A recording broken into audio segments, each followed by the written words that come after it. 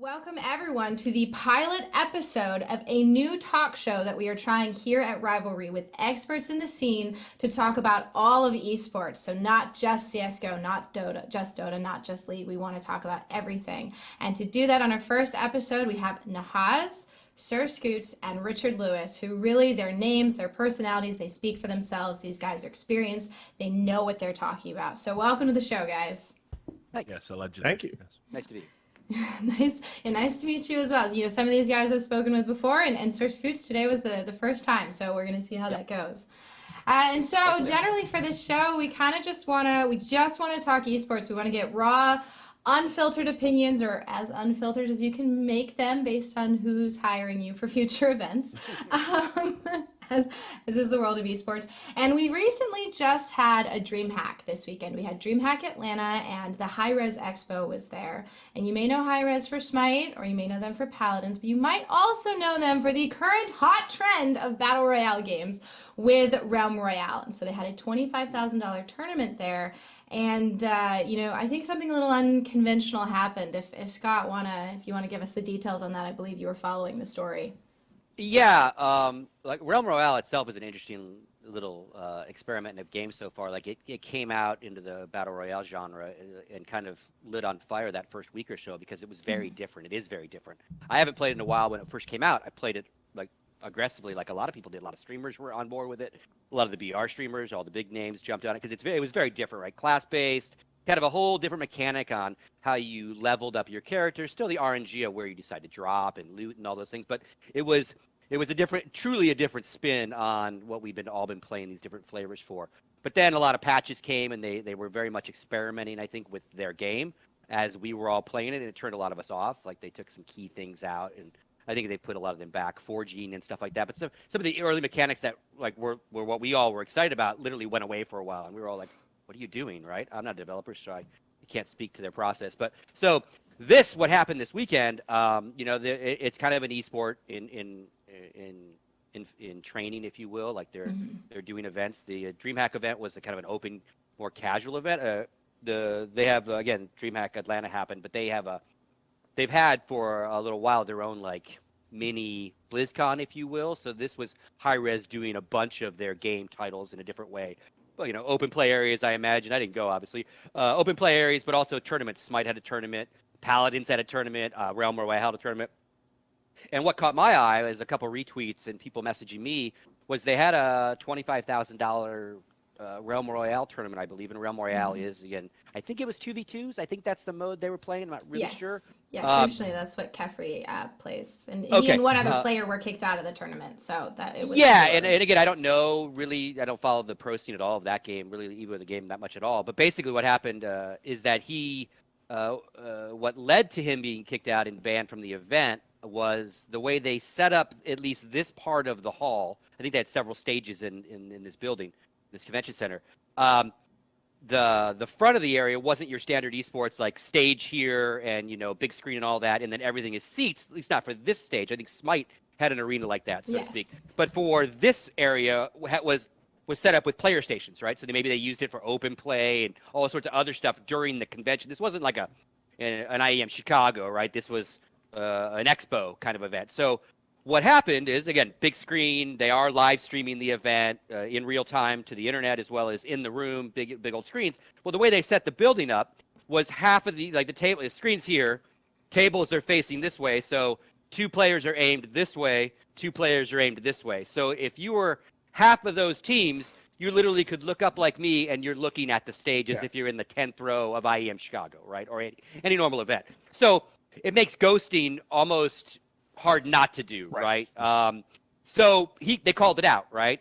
He's like, whoa, this is how half of us have a whole new RNG to deal with because we can't see. But I can go like this and go, and because it's a battle royale game, you're hiding, you're looting, down to 2 or 3 guys. If I can look up and see that the camera's on, Richard and his team, and they're going around the corner of a building, and I can tell where that is, well, that's some intel that you just don't want anyone else to know. I mean, so they brought it up. Long story short, a lot of the pros brought it up like, wait a minute.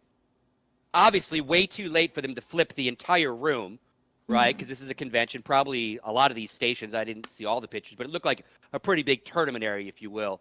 So it's too late, right? This got pointed out to them too late, or they decided early, we realized, but we don't care. But so it couldn't be fixed. But what they told, where the crux is not him complaining, because it is what it is, right? It's a bad logistics decision to even have it exist. They told him to stop talking about it, stop tweeting about it, or we'll remove you from the event. And he didn't. He said that they told him this, and then they removed him from the event. Now, he might have signed something, when he signed up to play, that said, hey, we won't disparage, some sort of clause in there in the little player agreement. I don't know if he signed something. And he violated that. I don't know. That's the story. He's not some random. He is some big name streamer and player of a lot of these kind of games. And then where it gets even weirder is Dry Bear, who is a really nice guy, and it's kind of the guy, I think the guy that's kind of running this new studio for this game, right? Because they kind of split all their games off. Yeah, he's the head of marketing. Yeah. For it. And his reply to it, and he hasn't replied very much, but one of his main reply to it to the actual tweet was, the event is supposed to be more of an open event, more open, so you could watch your friends play and everybody get involved. Because again, DreamHack Atlanta is a DreamHack open type event, like a LAN party, a BYOC, not a pure esports event where you come and watch or you're one of the pros playing. So that was part of his excuse. And the other thing is, event logistics is really hard, is kind of what he said in his tweet. And, and I don't know, again, if it's two things that either happened. Either they knew when they set up this was a thing, like, hey, if we lay out this floor plan in next month, because it all gets floor planned, right? It all gets planned out. Then either they got pointed out and they decided against it, or it caught them by surprise and they went, they had an oh shit moment on the floor the day of the convention or something. Who knows? I don't know that. But either way, it should never have been a problem, let alone him having to complain about it. Simple as that. And the fact that it's an open event, as I tweeted back, was like, a guy like Kreffy is more apt to not cheat. Especially if you tell him, hey, we're watching, we got admins. If we catch you, if it looks like you're doing it, we're going to have to, slap you. Like, he's got more to lose if he gets caught, like, reputation-wise. Me and my open buddy Richard, who are fucking from Atlanta, we're fucking cheating because there's 25 grand on the line and it cost us $50 to get in the building and no one knows who the hell we are. I'm doing this for sure. Like, oh shit, dude, he's going to wherever, right? So that logic didn't hold up to me either. Logistically, it didn't hold up to me, and the reasoning for it being open and not so important. It's like, no, if you were giving away headsets, okay, maybe care less, but 25 grand is 25 grand, man. That's nothing to scoff. I think a lot of what we'll talk about on this show is like, there's no one unique set of sufficient conditions to have a successful esport, but there's one necessary one, and that's you give a shit about the integrity of the competition. And the response is what bothers me more than that there was a problem in the first. We've all been to LANs where things are coming together at the last minute, something gets screwed up. I've been to LANs last year where there wasn't money for soundproof booths, and where the players could turn around and look at a screen behind them and see the other team's presences on the minimap. And we had to talk to the teams and we had to say, look, we are going to have admins watching your players. The first time you turn around, there'll be a warning. The second time we see anybody's head turn around for any reason, we're going to have penalties, and that's just, it's the way it is. And we all deal with this. But it's the response that indicates that the integrity of the competition is not being respected that bothers me most. Do you think those responses should be public? For instance, in tournaments where there is some issue that organizers know about, do you think they should make a public statement, or do you think it really should just be shared with the pros? I think it's... Yes, I was just going to say, Alan, I think in this instance, like, the only criticism you can level at the players, and this is just across the board in all tournaments, right, is sometimes they're quick to go to Twitter first because they understand for sure that the community will do their leveraging for them. Right. And I've seen it often myself, as somebody that's covered tournaments as a journalist, worked at creating tournaments. Absolutely. Players go to Twitter first, right? And that's probably the only criticism you can level at the players in this instance. I don't know if Kefri or any of his colleagues went to Hi Rez first and brought it up, and then they got no satisfaction, and that's why he tweeted. But certainly, to all intents and purposes, it looks like he went public with it first, which obviously isn't ideal. It's not very professional. Now, that being said, it doesn't look like Hi Rez were going to change anything. They told them to suck it up and also not to tweet about it, which is unconscionable and unforgivable. Hi Rez really fucked up here. There's no two ways about it. Like, this ghosting is something that everybody here would tell you that this was like a laughable problem to have at your tournaments in 2006. Yes. Regardless of scale, regardless of game, it's a basic necessity that you as a TO you looked at for a decade plus. And again, like, I have firsthand experience of the negative impact of it. Years ago, and Richard probably remembers this. We had EG, when I was helping run EG, we had a Countestrike team, a good North American team called EG. Fraud, one of the greatest players of all time, playing on it, and we were playing at a tournament, and the setup was as such that on stages, but easy enough to do this and see the screen, and he got caught. He he died. He kind of looked up, and it looked like he then turned and said something to one of his teammates, and it blew up. And like that haunted him for a very long time. Whether he really did it or he meant to turn to talk to Jordan, and then it's like right fucking there, right? Because your teammate's right here, right? Your teammate's right here. So you should be allowed to talk to your teammate and go, oh, fuck, okay, next round. But then right out of your corner of your eye, if the fucking screen's there, that's just, like, again, self-restraint is self-restraint.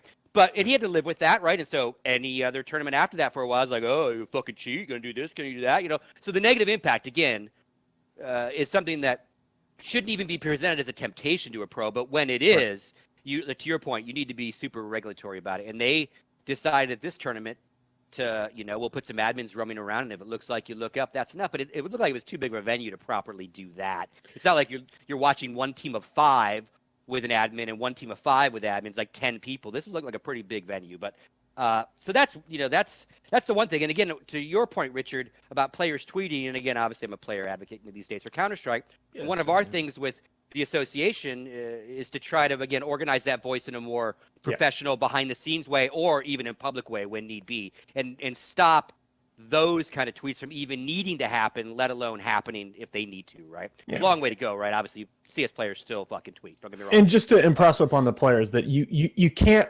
unring that social media bell. That is once you go there, it's drama, it's exploded, and you lose control over how the situation's handled. Yeah. And also, what I would say, though, is we're also in a culture that does it far more because of the platforms we can do it with. Like, you screw my airline flight up, United, I'm tweeting everybody I know, right? Well, so it's not players in ESL, it's me and United, and you and UPS or Amazon. So, like, we all do that, right? And it happens in Dota, right? Because frankly, there is no centralized governing body. Valve runs TI, and then for the rest of the year is largely MIA, and it's pretty much there are a lot of situations where you post something on Reddit and just hope it gets changed. Talk to me about Valve and MIA. Get out of town. Sorry. I mean, how many majors? Talk about Valve. What's your? I'm picking a scab there. Sorry about that. Yeah. I mean, we can anyway, go to that. So that's the Hi Rez thing, but it was weird. Sure. Yeah, there was an interesting weekend. No, that's not all. That's not all that happened this weekend.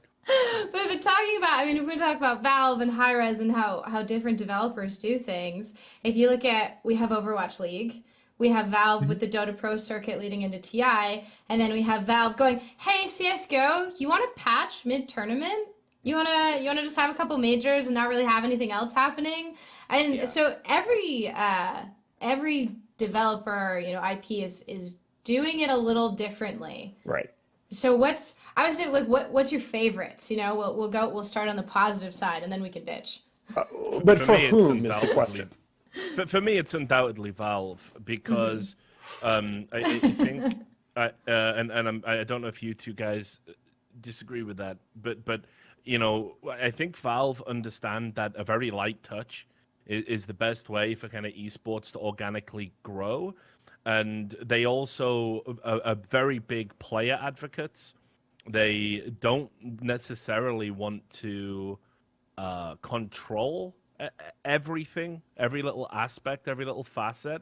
For example, you're never going to hear a situation like what happened here with Kefri, where if a Dota player criticizes a patch in the game or a tournament setup, be it even if it's a major or the TI directly, you're never going to see those guys get froze out, then Valve aren't going to come in and say, you don't have a playing career now, you're not in this tournament. But certainly you would see Sure. Riot Games do this, you would see Blizzard do this. Looks like Hi Rez are going to kind of flirt with that authoritarian streak. So yeah, I've always been a big fan of Valve. Now, obviously, when it comes to talent, we've got the Too Good thing, but that's basically the exception that proves the rule. And Too Good had to go all the way to pissing off Gabe Newell himself to get that response from Valve. So for me, I think Valve are the best of all of the developers out there when it comes to esports growth and kind of curating esports scenes.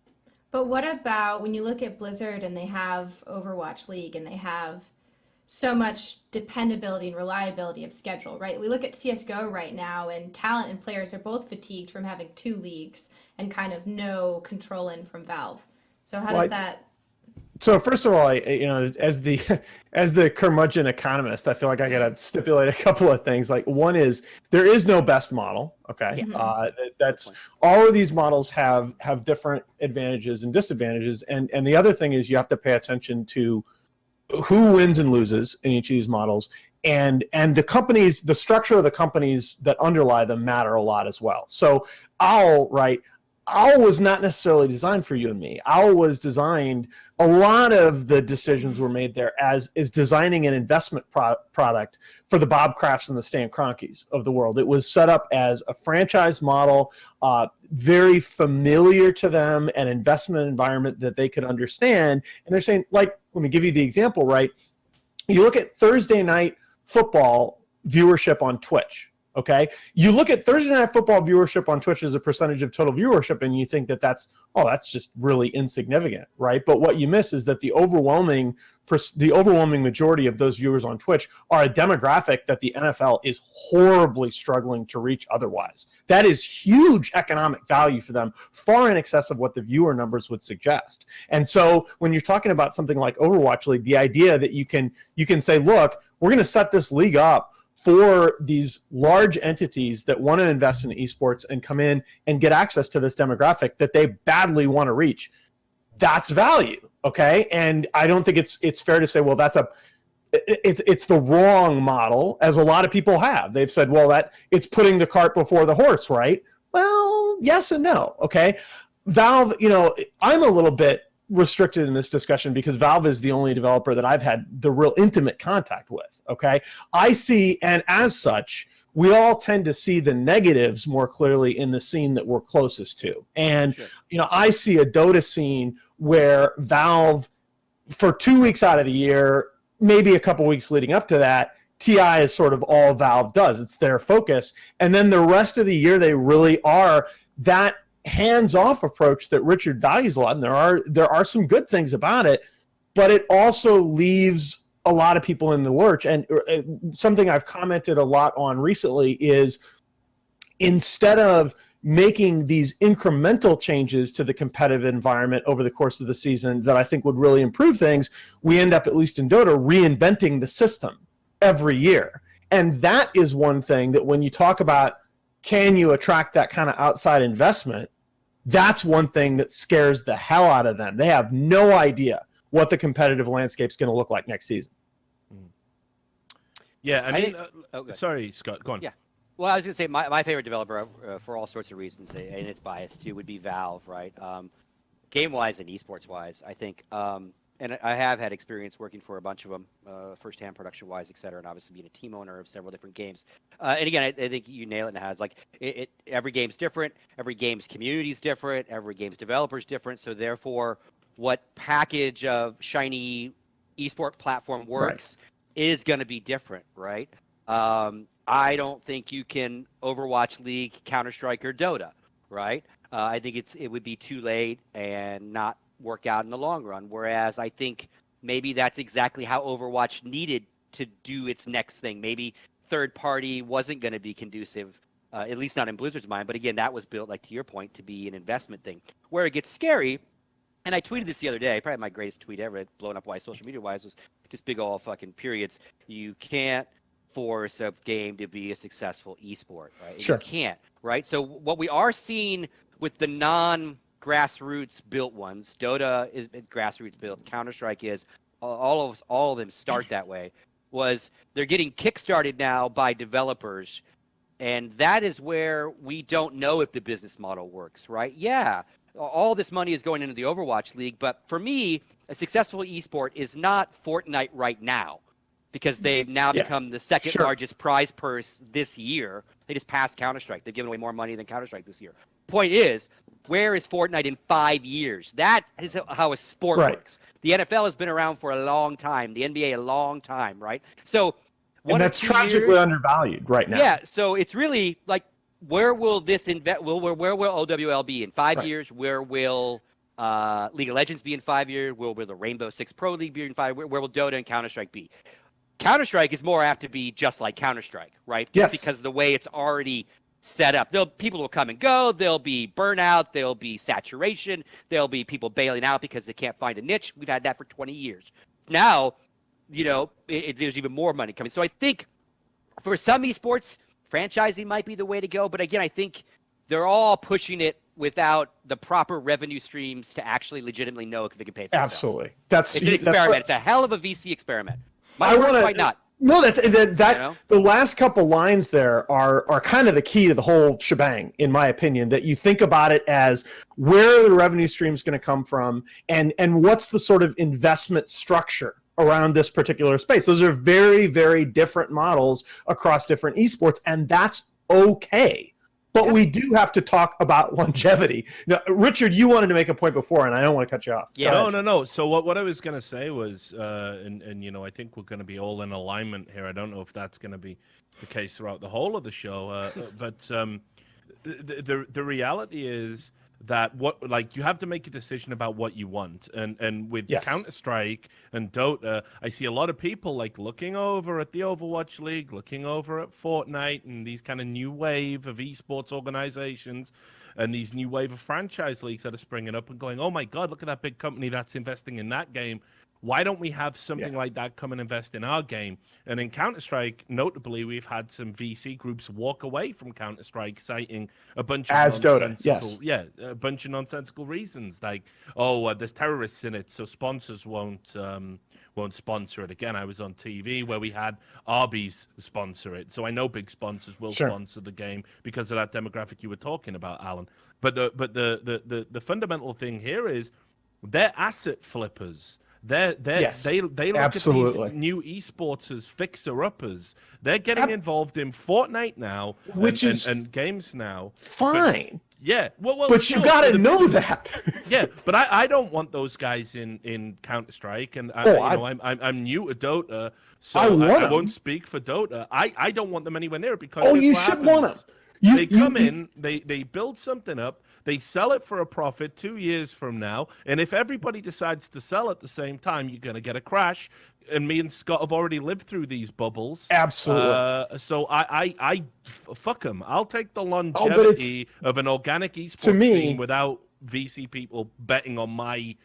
If you've ever worked with VCs, like in another industry context, this is the nature of the beast. I mean, it's a very diverse set of people that are all very aggressive, and they're all looking to come in. A lot of them are looking to do what you. Now, I will say in a lot of contexts, in finance in particular, VC firms have gotten a bit better about that in the last 5 to 10 years, where there are more VC firms that are concentrated on injecting human capital and not just financial capital. But that's absolutely right.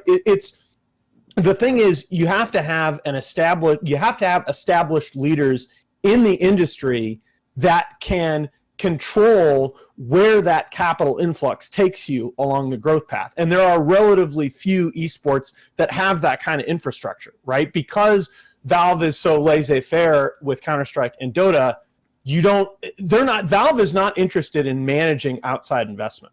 And so, I think one of the big distinguishing things is you cannot have franchising without the developer on board.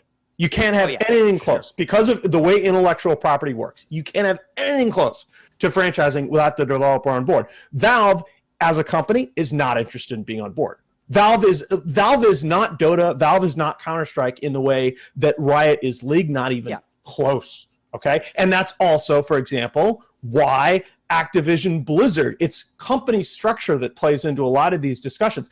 Activision Blizzard can do OWL because Activision Blizzard is not Overwatch. Activision Blizzard is a hell of a lot of games, and they can go to Bob Kraft and Stan Kroenke and say, look, if this falls through, we're still going to be here. And you look at their Q3 earnings report just released a couple days ago, they are taking Call of Duty and other franchises in the direction of Overwatch League. For sure. And they can do that because of scale. Ubisoft is another great example, and I'm so glad you brought them up, Scott, because I think they deserve a ton of credit. All right, when I was up to Montreal a while ago talking to them about this. They can get away with this because they're Ubisoft, because they have a lot of capitalization, they have a lot of other successful titles, but they basically said to us, ESL was up there, a few other people were up there, they said, look, we want to design an esports environment that is right for our game. We don't want to be big for the sake of being big. We don't want to have huge money pots for the sake of numbers. We want to have it be the right size for our system, and we want to design it from the ground up. We want to look at what's the experience going to look like for high-level public players, going up into a challenger circuit, and then culminating in a pro circuit. That's the right way to grow an esport. Have a plan for all of those levels of competition. Yeah, for sure. And the funny thing about the two we just talked about, Ubisoft and Blizzard, is those two leagues, obviously very different in scale and size and production values and all those things. But in one, the teams pay the developer.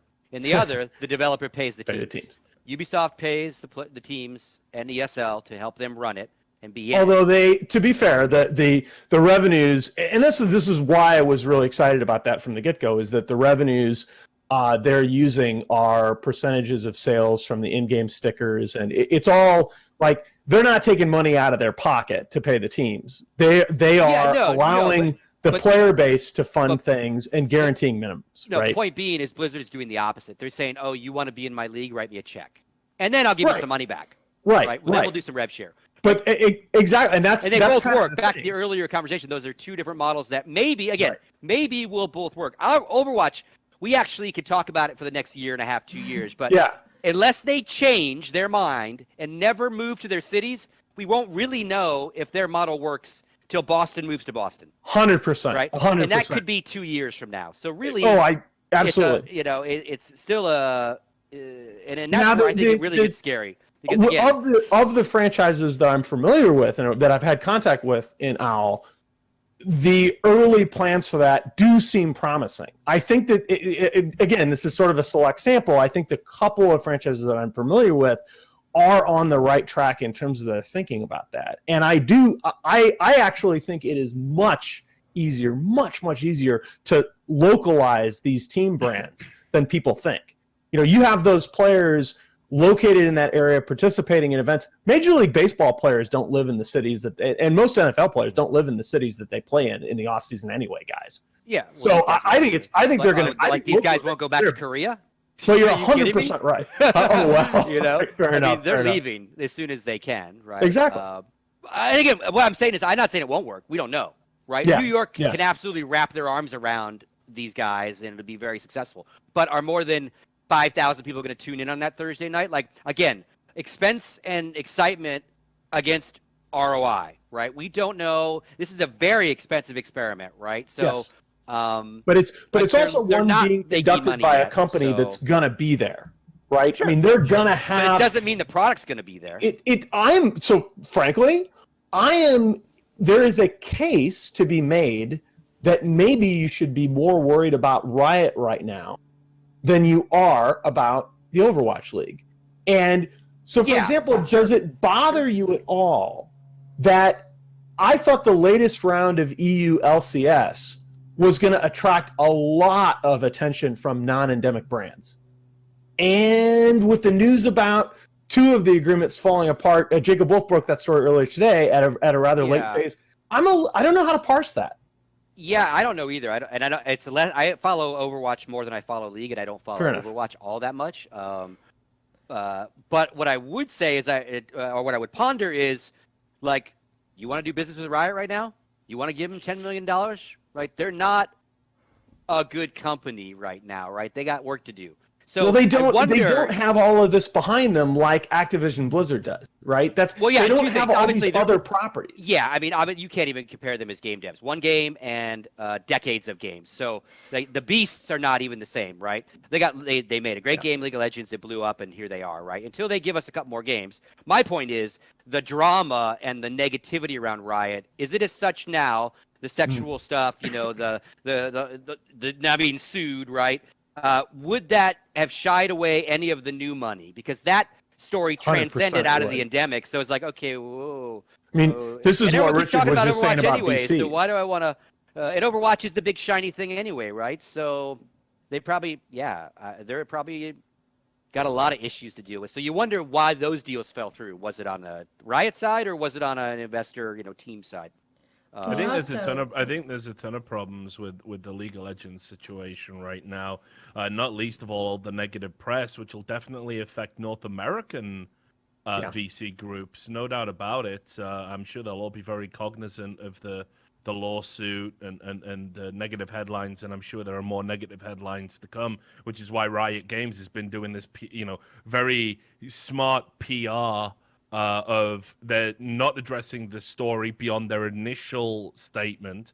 They have brought in an external law firm, which my sources tell me are known for union busting, and they're going to do their internal audit. Right? This is about shoring up leaks. This is about quelling that story. But what they have done, is they've talked about their sponsors. Nike in the LPL. Sure. We've obviously got MasterCard before that, and it's just this blanket coverage of this is what's happening. Look at the numbers from Worlds. Look at the right? look, yeah. And it is just a constant barrage of business focus that you haven't really seen from Riot Games historically. In fact, typically they've always been of the viewpoint that we don't care about that sort of thing. That was one of the reasons why the BAMTech deal kind of fell through. Now, as the old school Riot is kind of being pushed to one side, combined with negative publicity. And has there been has there been leadership change? What you're saying, what you're describing right now with Riot reminds me a lot of when David Stern and to some extent Adam Silver took over the NBA, where it became the all of a sudden the business side of the league became very forward facing in terms of the public. So I don't think this is a shock or any new information, but I was talking about this 18 months ago. Basically, when it's been written up since, I want to say Business Insider, but I might be wrong. I know Daily Dot did a summation of it. Dot Esports, you can check that out. But basically, what's happened is that since they started making these kind of alterations in terms of, the people like Brandon Beck, Mark Merrill are still in the company. They're still Riot Games, but obviously Tencent now holistically own the entirety of Riot Games.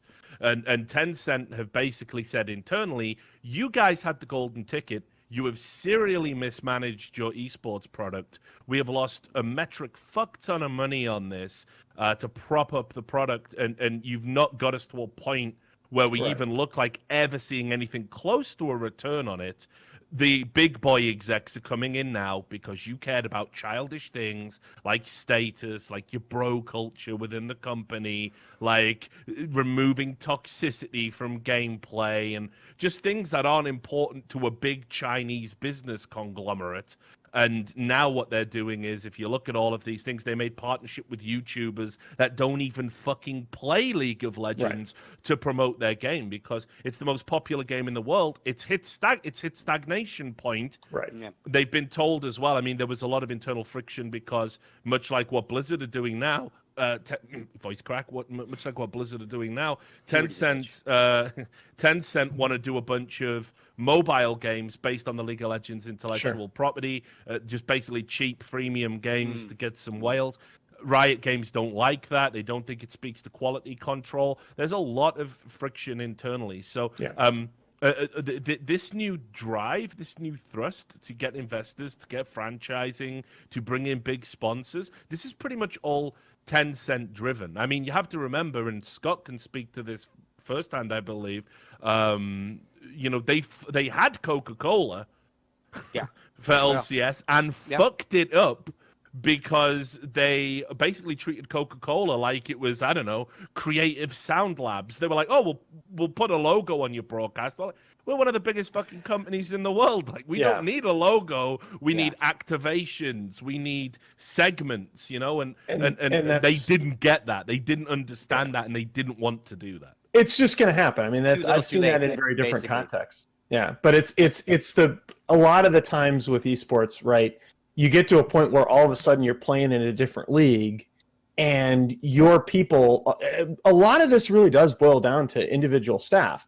Your people that are used to working with creative and HyperX and whatnot are all of a sudden working with Coca-Cola execs, and it's just it's a different world, man. Yeah, for sure.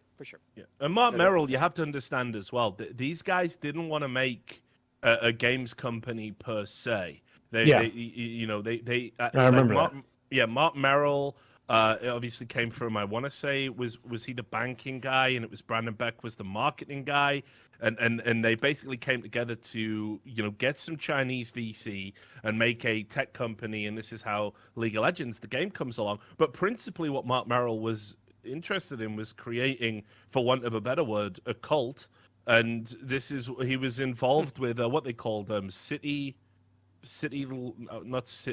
What's the name of that thing where they all wear red shirts and they do chores for free? Oh shit! You know what I'm talking about? I do know what you're talking about. He's on the board of directors. I don't know, Friendness, if you can quickly Google that and we can edit it together so I look like I'm prepared. But yes, I want to say City Share, I think. But anyway, he's on the board of directors there. Shitty Walk? Yeah, maybe. But yeah, so they're, think about it. They wear red shirts. They're interested in behavior first. If you sign up to the company, you have to agree to a bunch of behaviors externally in all areas of your life. Like, it's a panacea. When Mark Merrill got caught boosting his own account, he gave $10,000 to charity. The charity was this. That was the charity. That was the charity, where of course he sits on the board of directors. So I mean, I think if you look at League of Legends holistically and what Riot Games want to do, they were not interested in being an Overwatch League. Sure. Or a Fortnite. Now Tencent are pulling the strings. They're being told, no, you need to be an Overwatch League, or this is dead. This is over. Oh, and it's interesting. Yeah. And again, the franchise word did not start with the developers. The word franchise came from the team owners, right? They've pushed. It started with League, right? So the only reason Overwatch is a franchise league is because the same owners tried for years to get League to do it, so they would have their peace of mind and security and locked in, right?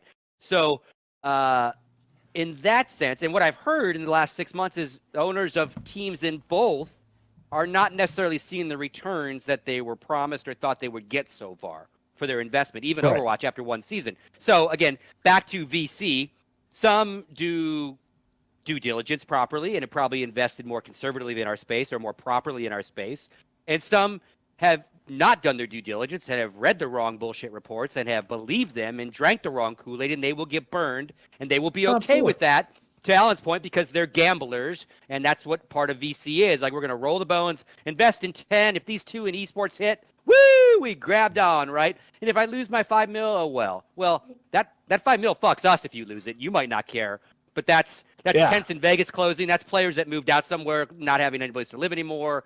There's all sorts of things with that 5 million affect us way more than that VC guy. But maybe that is why we're seeing some of this pullback with that. My long story. Maybe some of the Riot stuff is happening because some of those initial people did some due diligence and went, well, okay, we're pulling back from this bid. We don't believe the investment is worth it anymore. Or they lowballed it. We'll pay you, but we're not going to pay you what you want, Riot. And Riot said, okay, no, we'll go back to Splice and they'll pay us, right? And it's a very different, like, it's funny what you and Richard are saying, because this is the parable of like the risks of venture capitalism that applies. I mean, we teach this to our business school students, okay? That one of the problems with this VC investment is when you get a VC that is so big and does plunk that big chunk of change down on a centralized authority, and all of a sudden they say, wait a minute, we don't like the directions that this is going. We're sending in our own CEO. We're sending in our own board.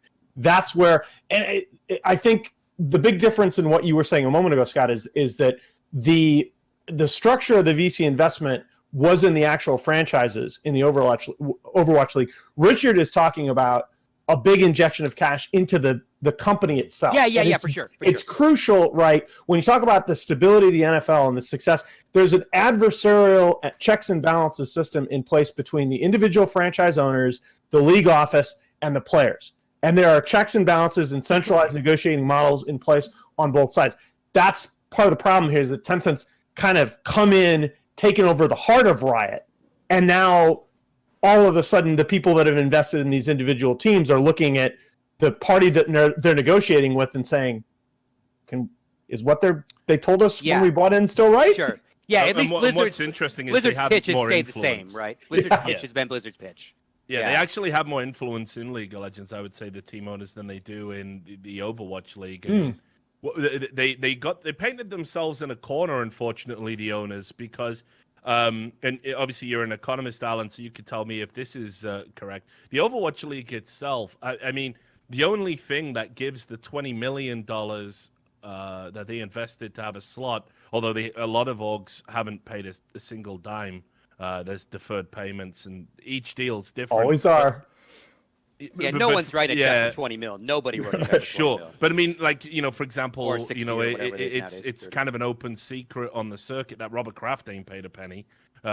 He's been told that for name recognition, so Bobby Kotick can go and use him to try and entice other buy-ins. Absolutely. He gets a deferred payment. That's a first mover advantage, right? $20 million Rolodex right there. And hey, can you throw in a few like CNBC business interviews right when we start this thing? Thanks, boss. Yeah, let's get some stuff set up in Forbes and Wall Street Journal. Yeah, you guys are being sarcastic, but I'm not sure. No, I'm not being sarcastic at all, bro. I'm not being sarcastic at all. You know what Shroud gets to show up somewhere? Kraft ain't paying a dime, right? Yeah. Where he's paying is obviously infrastructure and like the costs of what he's running, but no buy-in price probably. So then the only thing that gives their investment an initial valuation beyond what they paid for it is the fact that now they're expanding. And in my opinion, they're expanding way too quickly. And they're saying it's $60 million buy-in now. And this is, very functionally, unfortunately, a lot like, if you think about, Bernie Madoff and I don't think it's fair to call this a pyramid scheme just yet. There is too early. Too early. I mean, we'll have to. Sure. I mean, look, I get a lot of flack because I'm incredibly critical about the Overwatch League. But if you go one season, we've had diminishing returns within the first year. I mean, this is a fact in terms of viewership. There's all these weird things going on with the team owners where it's my understanding is the shirt sales is a flat share across all of the organizations, like the jersey merchandising percentage. Yeah. So if you sell more, you don't get more. Everybody divides it up evenly with a share going to Blizzard across all of the franchises. That seems merchandising revenue sharing like that is not that unusual. There are plenty. Yeah, something that a lot of sports feels like it penalizes the successful to me. I mean, maybe I'm a rampant capitalist and I didn't know it, but I'm not. Hey man, I was on the faculty at Chicago. I got my rampant capital card still. So, and then on top of that, you've got this, other situation that's going on where Blizzard are actively stifling people expanding territories. So, for example, I think this was made public and then very quickly deleted and covered up. But London Spitfire obviously have Korean players, and they went to South Korea and they were like, hey, let's do a fan meetup. And the owner of the Seoul franchise turned around and said, no, that's hurting our fan base. Shut that down. And Blizzard intervened on behalf of the franchise organization and said to London Spitfire, sorry, you can't do that. But they have to. In South Korea. That's part, like, again, when you talk about what that $20 million is buying, right? That and the potential forecasted value of localization that we were talking about earlier, you have the league office in essence has to protect that. They have to protect that regional identity, right? Especially because we're not exactly sure of the timetable upon which that's going to be claimed. I can understand. I can understand that perspective. I think it's incredibly short-sighted, in my opinion, to hamper South Korean players having a presence in their native homeland because they play for a London It probably is short-sighted. It is. Maybe I am consumer reacting kind to that of as sort of the textbook economist perspective. No, absolutely. Yeah. Well, and also sports-wise, like it's regionalized and that kind of stuff. Like, Yep. like again, that's what I've never heard of that, the NFL. for me, that would doing go in the con sign right now. No, Yeah, I will guarantee you, for example, that if a St. Louis Cardinals player that happens to be from another city and a member of the community in that other city wants to host a fan meetup, he ain't wearing his Cardinal jersey in that meetup. And if he tried to, involve the team brand in a meetup in Cincinnati, Ohio, the MLB would get involved and would say, no, you can't do that. That the Reds, that is the part of the Reds brand, is that they have the presence in that city. And now, hopefully, okay, in a little bit more mature environment, the two franchises would get together, okay, and agree upon something. But that is part of that right that your franchise fee is buying. that would be interesting to look at in pro sports, like if where that can happen and doesn't happen. Like it's one thing if it's the quarterback and he's from Denver and he's doing something, right? One guy doing But something. but it'd be I different if the you, team was doing something. Like yeah. LA you look at that doing event. something. He ain't going to be wearing his New York Giants or whatever jersey. Yeah, when he's or it doing might be a that event. casual version of it or something. Right. Yeah. Interesting. All right, guys. If anything, short-sighted. If anything, short-sighted. You know. We are approaching a time limit here, so Told you. Talk about one thing. we knew this was gonna happen. We knew we were gonna. Oh, come on. The First episode should be a 2-hour. Who do we call to make the first episode a 2-hour special? We can Probably have what a you do. part 2 tomorrow, and we can give you a chance to look up all the sports and come up with the more examples. Shit, I'll film part 2 right now. Let's go. Yeah, But what's our I- next? Yeah. I do want to take, so we didn't get to talk about everything, obviously, but you guys you are paying attention to a lot of different esports. You're paying a lot of attention to different stories. So I want you each to pick one story that you're going to pay attention to, that maybe fans should be keeping their eyes on if they're interested in the development of esports and what's happening right now. And so I'm going to start us off. I'm going to take the easy one that we didn't get to talk about, and I'm sad, but maybe in the future we will. H1Z1 Pro League went up completely in flames. Now, Richard has tweeted a couple of great articles. I think SirScoots also has a couple of tweets about this. That entire scenario is ridiculous, and I would say that's a good one to keep an eye out on for how things should not be done. So, if someone else has something that they're keeping their eye on, just for fans to watch out for. I am watching Artifact right now. I think that's a big story. Dude. Richard Garfield is Richard Garfield's the real deal. Okay, and talking to people throughout the beta that have really been hitting this hard, it is, in terms of game design and in terms of the strategy, it's going to be freaking amazing. It's going to set a new standard for any card game.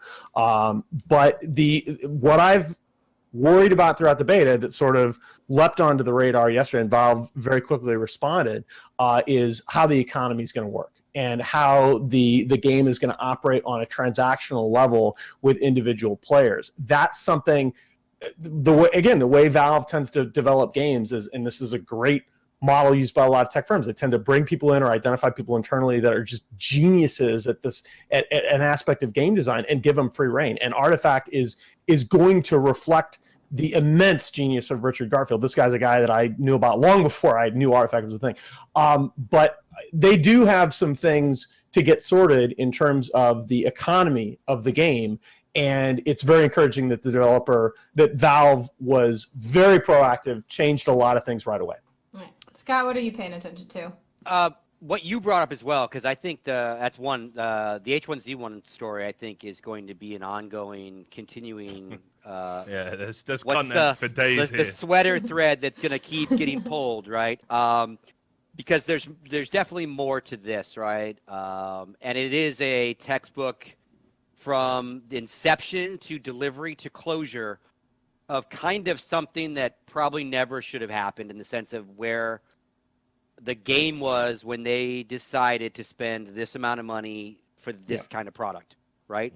Not that something like that wouldn't work in a BR or even H1Z1, but when 7,000 people play your game on a regular basis and you don't have a track record of hundreds of thousands or tens of thousands watching those 8,000 people play the game. 150,000 peak concurrent play. And that was long long before they started the league. So and that's it's so that and I think that's going to unravel. Like, and I've tweeted a few things. Like I think the developer, like, this story has got a lot more layers to it, right? Yeah. Between Daybreak, Unfortunately. their investment, Twin Galaxies, Jace, all that. It's just. And I think a lot of us were tweeting during it, like, what is this? This is too much for this. Like, I'm an event logistics guy. I know what that tent fucking costs. And I was like, the eyeballs aren't there. I don't care what Facebook paid you. That's not a revenue stream. That's not a revenue stream, really, right? If no one shows up to watch to make Facebook's money worthwhile, right? So that's one thing. Honestly, we could do a whole show on that. Yeah, and then the other thing is, in there's general, so many basic business lessons to be learned there. Yeah, and I think my overall thing that I'm going to watch for the next year or so, because the bubble, it's not a bubble. Esports is not a bubble. People watching other people and being entertained by it, whether it's streamer people or pro people, gamer-wise, I think that's here to stay. This is an entertainment form, right? Whether watching Shroud play or watching guys on a stage somewhere play. Like, I think we're here. That's solved. But what is kind of a bubble is this VC spend, right? Because not enough due diligence is being properly vetted on all these products. So those are going to keep being corrected. You can say the bubble will pop, or it'll be corrected. Echo Fox, Optic, H1Z1 was VC. That whole VC, again, who was the VC behind Echo Fox? Who's the VC behind H1Z1 Pro League? Yeah. Might be the same people. So I think you're going to see a lot of that. Like, a lot of big valuations. They're going to be proven to be maybe a little marshmallowy, a little fluffy. The cake's going to settle. And then, like, shit's going to get corrected, man. Amazon is correcting Twitch. Everybody's getting corrected, right? And that will continue, I think. Yeah. Right. And again, it's par for the course when you're talking about VC happens. industry. Right? Yeah, we have ain't a gonna kill us. tendency Ain't gonna end it. Just gonna glorify the guys that succeed and demonize the guys that fail. But I do think people in the esports space are going to get better at interacting with outside VCs and vice versa. Right? There is a lot of learning to be done. I'm more worried about the vice versa. 100% dead on. Yeah. All right, Richard, it's your turn. What should people be looking at from your So I'll keep it Countestrike, and it sort of does tie in a little bit to the overarching theme, which I guess is developers and tournament organizers kind of fucking up. The online league situation in Counter-Strike. Obviously, we got the ESL Pro League and ECS. Face it, when they created their league, they basically did it as a kind of similar to franchising, where it was like a separate business they created with the owners of those teams, and everybody's going to get revenue share and all of that stuff. But they also deliberately tried to overlap it with ESL, because Face It's viewpoint is ESL is the devil. ESL's viewpoint are that, okay, maybe a little bit, but not as bad as you say. We used to be a much bigger devil. We're better now. Yeah, exactly. Not yet yet. Not yet yet. We've gone from being like, I don't know, Lucifer to Beelzebub, So, but anyway, so now there's this ongoing battle, which is predicated on content fatigue. What's going to happen? Like, nobody's watching online leagues anymore. The stakes aren't high. It has the knock-on effect of it diminishes the value of the big LAN tournaments that come around, including Valve's own majors themselves. Because if you play the same team at least once a month, they're playing each other at the major. Whoopee shit, So this is an ongoing issue, and I've said for the longest period of time that we need a online league. I think we need one just for the value. It needs to be there. But the problem we've got is we've got three, and that's too many. And someone has to win this battle, or players or rather managers and team organizers and players need to decide and commit to one, based on what's best for them. Because this situation, everybody's losing. The fans, the TOs, the teams, the players, the orgs. It's real bad, and I think we're hitting critical mass now. It's being handled abysmally stupidly. And this was a topic we were going to dive into, because it's I want to bookmark this. I really do. Because this is important, and I'd actually really like to get Richard and Scott, if you're willing, his views on that, because I think it's a first order question moving forward. But it's just, so many people just doing dumb things in regard to that issue right now. Well, Yeah, I mean, I think we can reconvene whenever's good for everybody, and I think that's worth a show, like just in. Yes. all by Yeah, itself. no, that's what I said. What to pay attention to, guys, is what to hear about the next time. So we've got, economics of artifact and how that's going to work for individual players. We're looking at venture capitalism as for venture capitalists and what they're doing and what happened with H1Z1 and why, that's going to be a risk for other esports that they're trying to pour money into that may not succeed. And then there's content fatigue in online leagues and organizations. These are all great topics to be discussed about in the future. And also, these guys are all very active on Twitter. If you would like to see straight from the source opinions in real time, go check them out. All their socials going to be listed in the description, whether you're listening or watching. We'll make sure you guys know where to find them. Thank you three, for coming on and discussing this. I think we got a lot of perspectives that, nobody talks about this on the hosting desk at an esports event, right? So it's good for people to see you get the realities. Yeah, you get one Very second of that, and quickly. then you're out. Yeah, we talked about what happened to James. We'd set new records. Yeah, no doubt. So to avoid you all getting fired, that's why Rivalry has you here, so you can give the real opinions, for someone else who won't fire you for them. So, thank you for that. And thank you everyone for watching and listening along. Make sure that you subscribe, follow, like, comment, all of those things. Let us know what you want to see. Let us know what you enjoy. Follow all of these guys for the unfiltered opinions. Thank you for tuning in, and we'll see you on the next show.